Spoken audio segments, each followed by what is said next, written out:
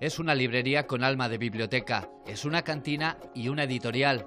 Producto de temporada, desayunos y cenas con tinta, pensamiento crítico, libros prohibidos, memoria. Catacrac nació en la adversidad de la vieja normalidad y en esta nueva han tenido que reescribir su propia autobiografía. Desde que pusimos en marcha Catacrac, que fue en el contexto del gobierno anterior de UPN, vimos que muchas salas municipales no estaban en realidad al alcance de actividades que se consideraban políticas, polémicas, impropias de espacios públicos.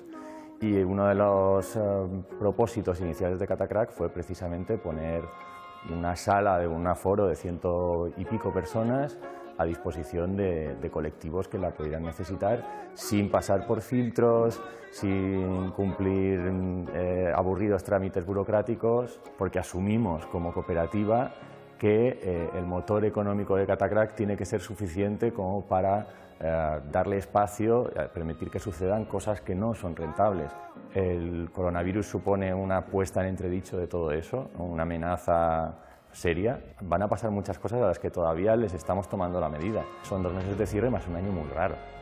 San Fermines no sabemos lo que van a ser, la Feria del Libro ya no ha tenido lugar, veremos si se aplaza o qué ocurre con ella, y donde Durango pues ya veremos también. Son las fuentes de entrada de dinero, de ingresos más potentes de todo el año.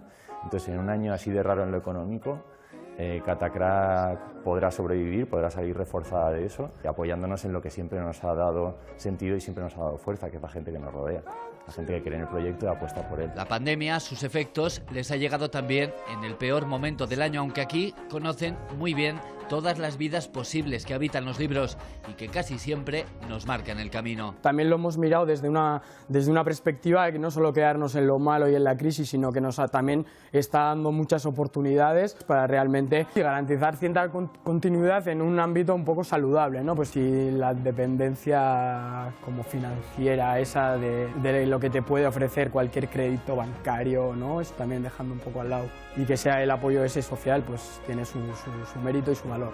Catacrac quiere seguir siendo un libro coral, compartido, para seguir poniendo negro sobre blanco también después de la pandemia.